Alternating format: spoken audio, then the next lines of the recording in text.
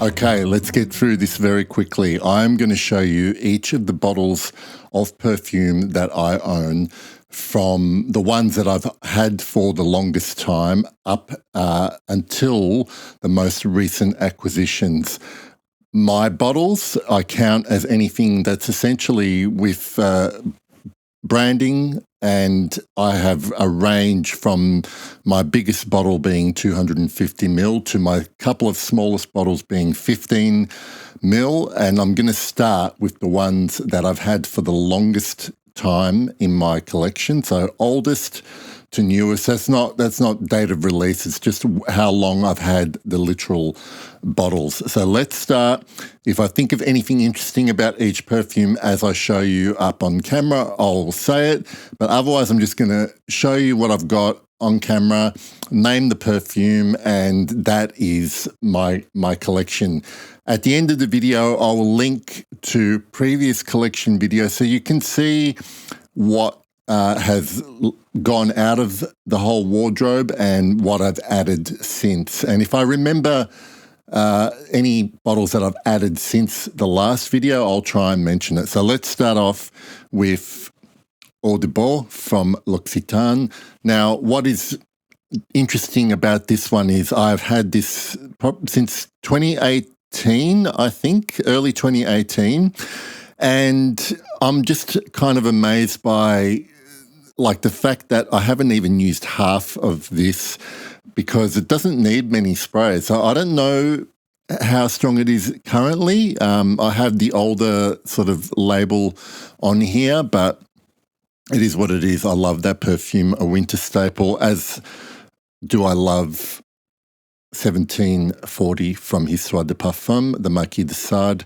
Again, this is, I can't remember what size bottle this is. It might be 50 ml or 60 ml because I think the bigger one's 120. But I've used about half of that, but I've also made a few small decants of this over the time. So again, it's taken me a while to get through it. And I have to say, as I look at all of this, it's very satisfying when you start to suddenly notice that you've made big dents in your bottles.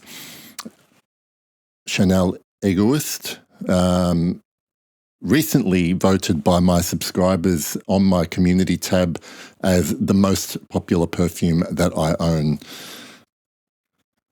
Comme des Garçons 2-man, a very early birthday gift. Probably got this, got these all 2017, 2018, I want to say. Patrick by Fragrances of Ireland. This is essentially a blind buy based on early Bass Notes hype. When I started to go on Bass Notes, reading the forum, a lot of people talked about that being a really good value fougere, and it has proven to be over the time. It's my favorite warm weather fougere. To me, that's a kind of a warmer season perfume. Chanel Antaeus. Now, I still enjoy wearing this, but I've mentioned this before whenever I've featured Antaeus in my video, that I'm undecided whether that will be a repurchase. I can say the first three I would definitely repurchase, probably wouldn't repurchase 2-man. So Antaeus, I'm a bit undecided. Now, one I'm definitely going to be repurchasing is Fahrenheit. Now, you might notice that this is an empty bottle. It's basically the only bottle that I've emptied this year, and I will be replacing it. I just haven't gotten around to buying a new bottle. So one I wish I could replace is Mugler Cologne. I thankfully got a bottle of the original, 6 years ago, maybe. And again, I really only use this in warm weather, so it's taking me a while to get to that dent.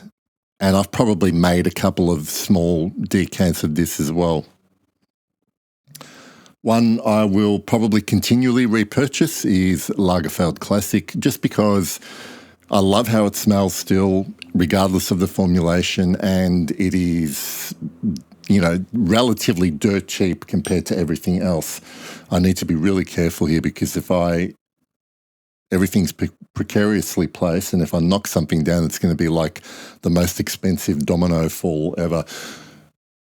Gucci Guilty Absolute this is actually 2017 batch, so it's an original batch, since been discontinued, so I don't think I will bother hunting for a new one or buying a backup. I'm not a big believer in buying backups just because I don't want those extra bottles collecting dust, and I'll just discover something new when I run out of something I really love. So that's the original Gucci Guilty Absolute. My favourite Fougere, Penhaligon's Sartorial. This was bought secondhand as a partial, and I've got to say again, there was quite a bit missing when I bought this, and I haven't made much of a dent from this small bottle, even though I feel like I wear it often enough. One I also bought not long after it was released. This was released in 2017, Woody Mood by Olfactive Studio. You can see that I've used quite a bit of that. I love this perfume. I recently made a decant of this, not too much, but it's exacerbated the dent that's in my bottle. And this is one where I probably will repurchase and get the larger bottles. Guerlain Heritage EDT. I fell in love with this when I went through about a 10 ml decant, and I ended up buying the bottle. So it did take me a while to get through that decant. This was a blind buy. Prada Amber Pour Homme, Intense, and as with a lot of my blind buys, they're based on things I read. So sometimes I can fall for the hype. And when I bought this, I think that there was talk of it being discontinued or had just been discontinued, and I just happened to Google it, saw it for a reasonable price, and I bought it, and I'm really happy that I did. It was, for a long time, it was the only Prada that I owned. Absolu pour le soir from Maison Francis Kurkdjian. This was gifted to me. It was only probably a third full when it was gifted to me by a friend, and I've had it for a good 5 years at least, and I barely made a dent in it. And I'm not trying to save it or preserve it in any way. So I guess I just don't wear it that often, and it doesn't require too many sprays. So I'm just going to savor this last little bit that I have because it's such a magnificent perfume. Still probably amongst in my opinion, the 2 or 3 best MFK perfumes. Cartier Declaration EDT. Now, I do enjoy this. I don't know if I will replace this when it's empty, mainly because of another perfume that I'll show you a little bit further on. So my first bottle of Diptyque. In fact, this is currently my only bottle of Diptyque. It's Boulevard Saint-Germain, 34. And I bought a bottle of Sable by Annick Goutal. This was when I was very heavily into my Immortelle era in perfume. I still love Immortelle. And when I smelled this, after falling in love with it in things like 1740 from Histoire de Parfum, I realised that this is, to my nose, a reference for anyone that wants to experience Immortelle in all its naked glory. One I purchased off, again, Base Notes Hype, and this was a blind buy as well, and one I absolutely love. Le Troisième Homme, Third Man from Caron. One that took me a while to fall in love with through just persistent testing. Like, I don't know why I tried so much, because a lot of perfumes I after a few times of not enjoying it, I'll just give up on them. And for some reason, something kept drawing me back to this until one day I wore it and I fell in love with it, and that is Habit Rouge, EDT. Absolutely love this perfume now. I think I had to kind of get over some deep psychological associations I had with that particular smell. Once I did, I could enjoy it. Tabac Vert from Rogue Perfumery.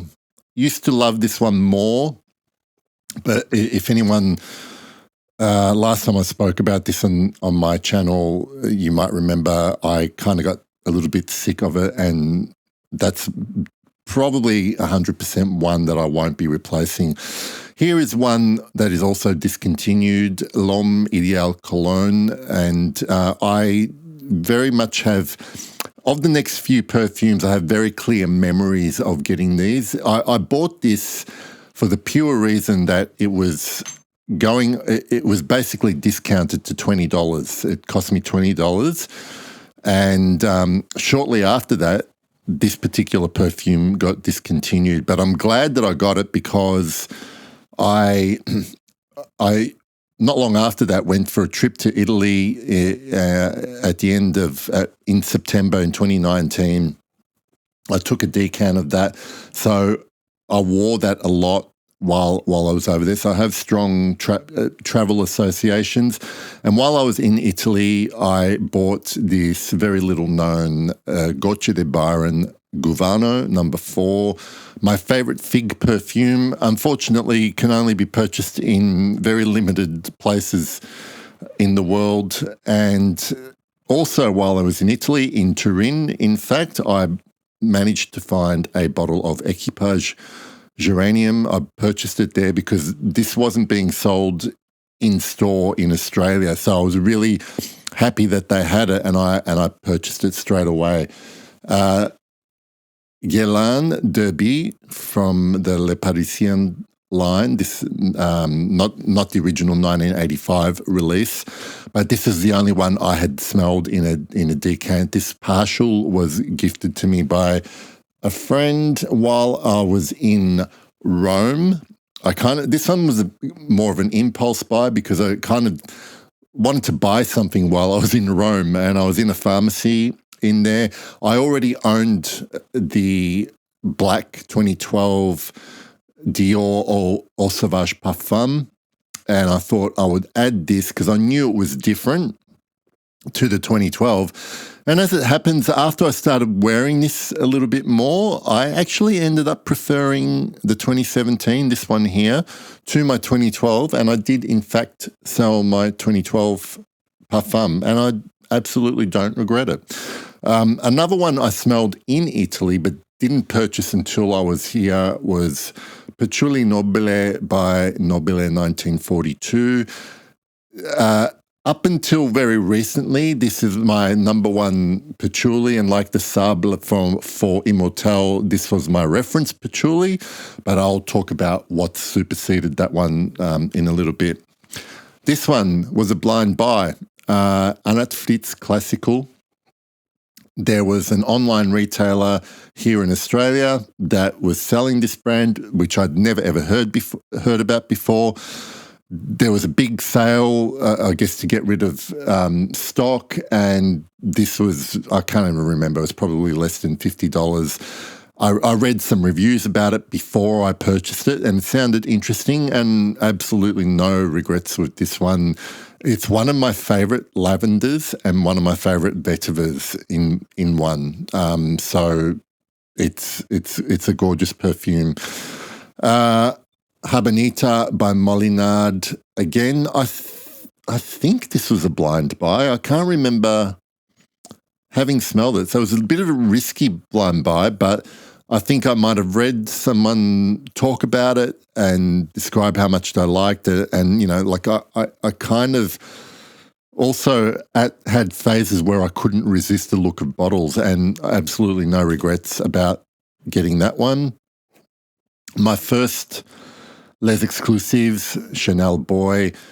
I basically went into a store, sprayed some of this on, just not even thinking really, just like I picked it up, sprayed some on, and just left the store with no intention of doing anything. Like I just wanted to spritz something on.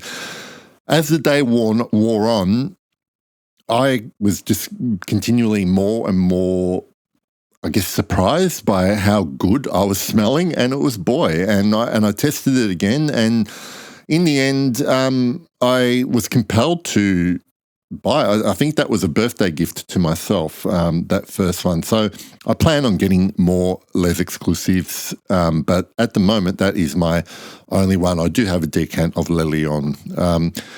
One I smelled while I was in Florence from that same trip that I really loved, but I didn't purchase again until I got back to Australia, is Opopanax by Santa Maria Novella. I recently wore this for a whole week, only last week, and it just was really enjoyable every single day. I think, I don't think it's discontinued, but it's definitely one of the most slept on Santa Maria Novella perfumes, in my opinion. It's absolutely beautiful. These next two were blind buy. No, they weren't blind buys. One of them was. This one wasn't. I had tested Vetiver from Guerlain, ages before I bought this bottle. And I think I probably at the time wasn't that excited about a Vetiver perfume. And so what happened was when I decided to also, when I saw these two perfumes, I might as well show you both, the Rochas Femme and the Vetiver were heavily discounted on an online fragrance retailer. So I decided to buy them both, and I think it was probably just to save on shipping costs. And I haven't looked back. I love them both. Guerlain Vetiver is my reference Vetiver still. I think it is, for a reason, been around and popular since 1959. Blind buy. We're entering COVID lockdown era here. Azimor Les Orangers, admittedly, was very heavily influenced by Luca Turin's 5-star review of that particular perfume. Again, another one that also got a very good review in the guide was Pomplelune from Acqua Liguria Guerlain range. This was one that I bought off a friend. So this is also a used perfume. Again, like some of the others, this one really only gets in rotation in the summer. But when I do wear it, I'm always astounded by how beautiful that grapefruit and floral accord is. Helmut Lang Eau de Parfum. This came about because years before I was gifted an actual travel spray set of the whole Helmut Lang range, which included the Eau de Cologne and the Chiron, the leather perfume. Eau de Parfum was the one I absolutely fell in love with. When I finished that travel spray, I think the timing was just right. Everything aligned, because at the time I finished the travel spray, I intended to buy that particular full bottle because I had heard that it was about to be discontinued again. So this is the last release. They had been re-released from a decade earlier. So up until that point, there was a few stores that actually had these in store here in Melbourne, and all of a sudden, when I went to look online for this perfume in Australia, there was only one retailer left that had stock, and I have a feeling that I literally purchased the very last Helmut Lang Eau de Parfum that was available in Australia. So I'm so grateful that I did. Here is another, what I would call base note hyped recommendation. And yes, this was also a blind buy. Risky because I had heard that it had resemblance to Tom Ford's Italian Cypress. And the strange thing about this is that a few years back, I had smelled Italian cypress and I absolutely did not like it. When I smelled 1962, I don't know if this is kind of some subconscious influence making me like something that I blind bought, but I do really love the basil note in 1962, along with the cypress. Is very bracing, very outdoorsy. So I've got absolutely no regrets about, and that's unfortunately discontinued as well. Harking back to my trip to Italy that I was talking about earlier, I also brought with me a decant I had of L'artisan Parfumeur Sevilla Lob. I wore that for a few days in a row while I was walking around the hot streets of Rome. And at the time, I wasn't sure how I felt about this perfume. And by the time I'd come back home, I couldn't stop thinking about this perfume, only to find out that, of course, it was being discontinued. L'artisan have strangely, I understand they probably didn't sell, but some of their best perfumes have been discontinued. I was lucky enough to find one in this current looking bottle online, and thankfully, to my nose, this darker bottle really does not smell any different to the decant I had of the original clear bottle.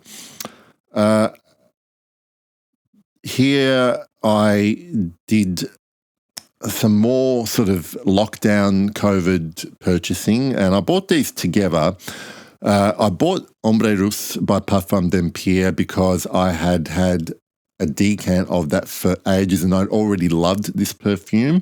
So naturally, this was me just buying a bottle of the perfume that I'd fallen in love with. But I could only buy it at the time from an overseas online retailer, and to make the shipping kind of worth my while, I decided, of course, to use logic and blind buy another perfume from the same house that I'd heard not good things about, admittedly. But I tell you what, this was a risky blind buy for me, Musc Tonkan from Parfum d'Empire.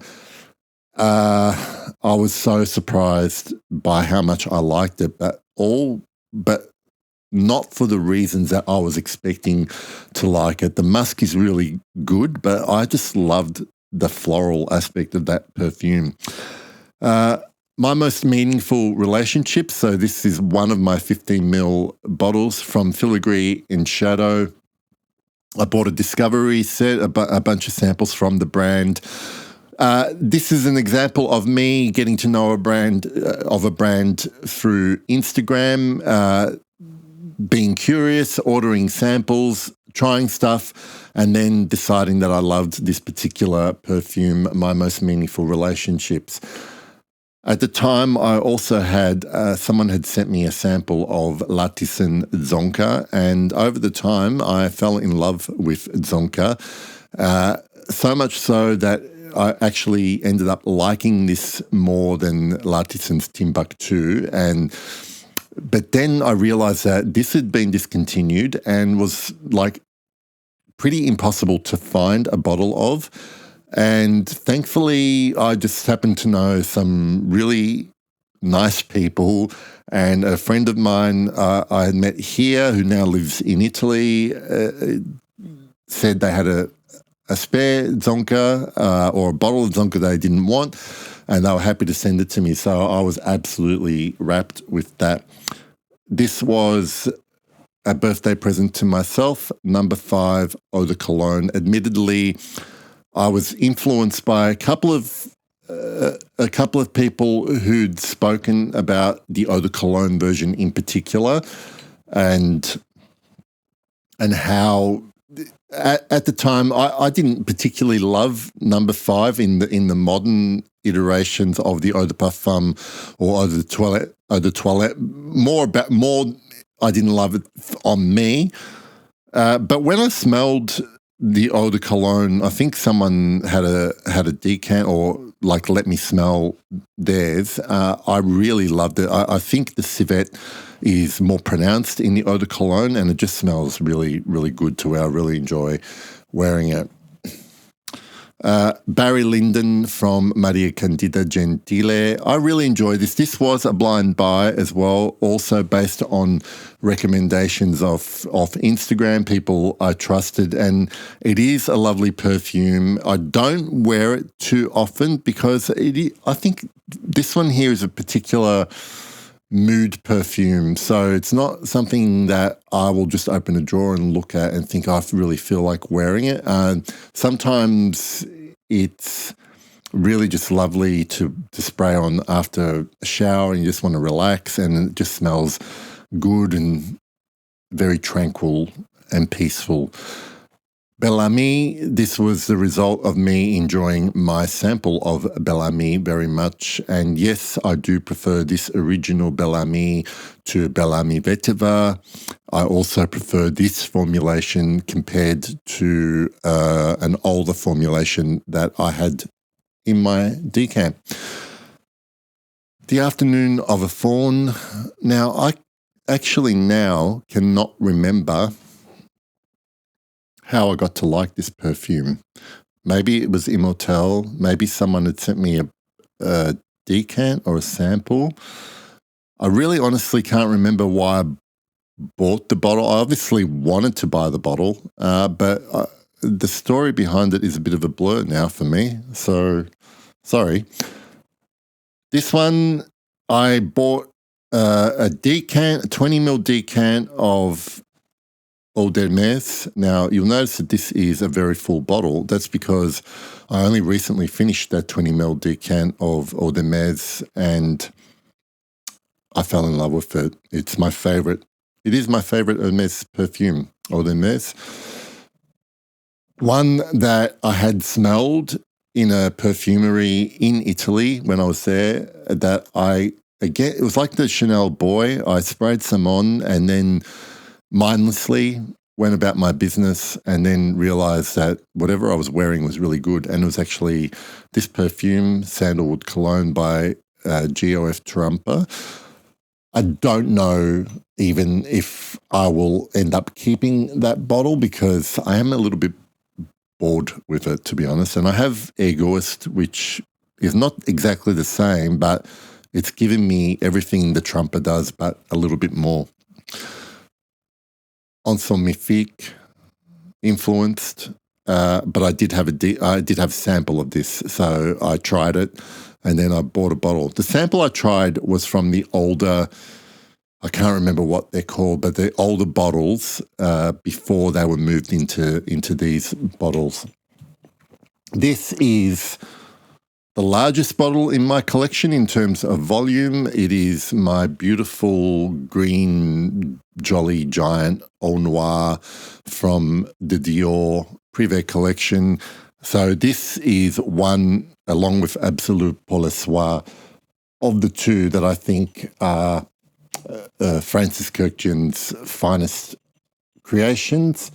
I could not purchase that here. That at the time was only being sold in the Paris boutique, and I had a friend purchase it for me who lived in Europe, but then I had fully intended to go and collect it, and then COVID hit, so I had to wait 2 years to go over there while this was being looked after for me. So to that friend, I'm forever grateful. Then I'll show these all at once. These are my Miskeo perfumes because shortly after that, Miskeo launched their first 4 perfumes. That is Pistil, Épice, Dame and Broom. And where am I up to now? I tried this years and years ago, and I kind of at the time thought it was a little bit just nice but forgettable. But this came about because at the time I felt like I didn't have enough warmer season freshies in my wardrobe. So I revisited this in a store. It's a classic, and between the Eau de Parfum and the Eau de Toilette, I think I get the sense the Eau de Parfum's more popular for this one, but I absolutely love Pour Monsieur Eau de Toilette from Chanel. It is the two sides of it that I really love. I love that lemon opening and I love that mossy dry down. And yes, it has a mossy dry down. A lot of people complain about longevity, and what I will say that on my skin, the projection is definitely non-existent, but I still smell that base on my skin a good 5 to 6 hours after I spray it.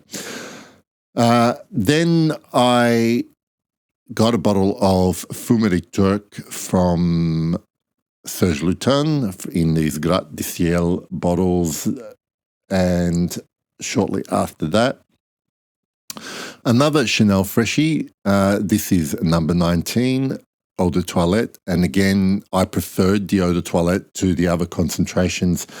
It is. I know there's more to it, but for a non-lover of iris, like I don't hate iris, I'm just not as big a fan of iris in perfume as a lot of people are. I really love the iris in number 19. One of my favorite frankincense, spice, rose perfumes, Epic Woman by Amouage, and I'm always going to say that based on what I've smelled from Amouage, like most of the time I prefer the women's versions of whatever they've released instead of the men's. Continuing on for my hunt for more freshies, and in particular more kind of classic freshies. This was actually gifted to me by a friend who no longer wanted this for her partner and decided I could have it, and I'm very grateful. Eau Sauvage, Eau de Toilette. This is like a 2020 bottle. Again, like the Pour Monsieur, it's soft. The longevity is not great, but I view perfumes like that as a real pick-me-up, and I know that there's probably going to be something that other people can smell when I can't smell it either. But it never fails to make me smile as soon as I get that initial burst of Eau Sauvage or the Toilette. This was a gift from a subscriber, in fact. This is Ombre Fetiche from Annick Goutal. Now, you might have noticed that I don't have really a lot of big amber perfumes that I once used to. I don't have Ombre Sultan from Serge Lutens. I don't have Andy Towers' La Dudesse Americaine. I think I just kind of outgrew that phase, but I really love Ombre Fetiche. To me, it's also very smoky, leathery amber, and I'm very happy with that. This was a partial that was a very sweet birthday gift from a dear friend. This is vintage 19. I think this bottle is dated like 1982, early 80s. Magie Noire Eau de Toilette. This is also one I bought just slightly used. The person, someone on Facebook was selling this. They obviously didn't like it after blind buying it, so I was happy to purchase Grimoire from Anatole Le Breton. I had tried this previously in store and really enjoyed it. Then Miscao added Foy to the collection, so I have a bottle of that. Last year, a friend of mine, Cos, sent me a small sample of like a kind of exciting release from Guerlain. It was a new, apparently limited edition Habit Rouge flanker, and I really, really liked it. And I'm kind of glad I have this bottle now. It is a spectacular looking bottle, that red glass. It has definitely got Habit Rouge DNA with more pronounced iris and a more pronounced leather in my in my opinion. I really loved that. Here's one that I worked through a decant of. And again, like harkening back to the way I fell in love with Habit Rouge, this one took me a while to get, I guess. I wasn't sure what to make of this for the longest time, but I persisted. And this is one lesson I've learned, that I tend, no matter how I feel about a perfume after a couple of wears, I try and finish a decant or a sample of it, even if I'm not enjoying it that much, because it has happened sometimes where by the second last or last wear of a sample, then I'm suddenly realize I really like this perfume. And that happened with Memoir d'une odeur from Gucci. This also got recently discontinued. Look at this bottle. It's just chef's kiss. I also got gifted by a wonderful friend a very like a partial of Borneo 1834 from Serge Lutin, again in these black gratte-ciel bottles. And this is the patchouli perfume that has passed Patchouli Nobile as my reference patchouli now. I absolutely love it. I've got a few bottles left, guys. We're into late last year and this year, so you're going to see most of the bottles I got this year. This was my favorite discovery of 2023, Gilded by Bougie Bougie. Absolutely wonderful perfume. And now we move into what I bought this year. So again, this was in my summer, which was probably about January, February. This was on ridiculous discount at one of the stores here, and I bought this because I had a sample of Moustache 1949 by Rochas. Now, there is also the Moustache Eau de Parfum, which is a very different perfume to what this smells like. This, just to give you a very simple, basic summary, is in the mold of something like Dior's Eau Sauvage Eau de Toilette, except I think the lemon, the citruses in the Dior smell a little bit natural, but this has things going for it that make it different to the Eau Sauvage. Now, earlier this year, I went to Milan for Exons, and I didn't get this from Exons, but I bought this. This is the only bottle of perfume that I've bought in duty-free from my travels. So I've never bought, up until this year, I never bought anything duty-free. And I had smelled this and I did like this perfume already, and it was on my kind of sort of long-term wish list for bottles, and this is Acqua di Parma Colonia Futura, and absolutely love it. Citrus vetiver, woody, more woody than a lot of the other Acqua di Parma cologne style. One I got while I was at Exons is Francesca Bianchi's Encounters, has a absolutely trademark iris.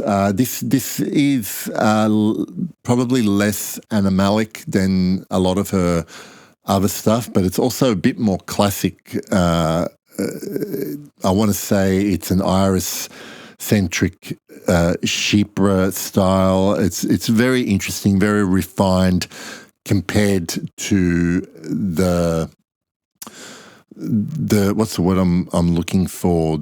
I guess less refined other versions of her work. I bought this more recent. So these last four are very recent. This was a blind buy. This is my last blind buy. It was based on a recommendation. As some of you have known, I'm on a bit of a carnation kick, and this one was recommended, and as well as other Prada Infusion line. This is Douillet, the carnation version of Prada. So I haven't reviewed this one yet. I have worn this several times. I've enjoyed it. It's not what I expect. It's not what I expected to smell, given that it was a blind buy, but it was interesting nonetheless. So there'll be a review incoming for that. I had a sample of this one earlier in the year, and these next three were actually gifts from a subscriber. So very generous gift parcel arrived, and they had a bottle of Kiehl's Original Musk. This is not a vintage. This is a current Kiehl's Original Musk, which I really, really enjoyed. One that I've always wanted to try, that I've had. I'm not sure why I've not been able to try it or avoided. Canisa 10 from Canisa, classic leather perfume that's now been in various iterations, been around for 100 years. And I will do a review on that, but I will tell you that I wore that for a week straight. And at the beginning, I wasn't sure how I felt about it, like in terms of whether I liked it. But by the end of the week, I was looking forward to respraying it each day. So that was an interesting experience. And finally, one that I've only worn once, and this was part of the gift parcel that I got, my other 15ml mini, I guess it's a mini bottle. This is Cartier's Oud Radio. What I will say quickly about this is the time I did wear it, there's a beautiful ginger note in this perfume that I absolutely love. Eventually I'll do a review of this, but I'm very rapt to have this little bottle. Everybody, that is my entire bottle wardrobe collection. I'm going to link to either here or here. There'll be a link to watch my previous collection video so you can see what I used to have, how much they've changed. In case no one was counting, I think at the moment I have 75 bottles. So that's a bit up to what I've had for the last couple of years. All right. So thank you for watching. Thanks for sticking around. If you enjoy that, like the video, subscribe if you want to watch more. I'll see you soon. Bye.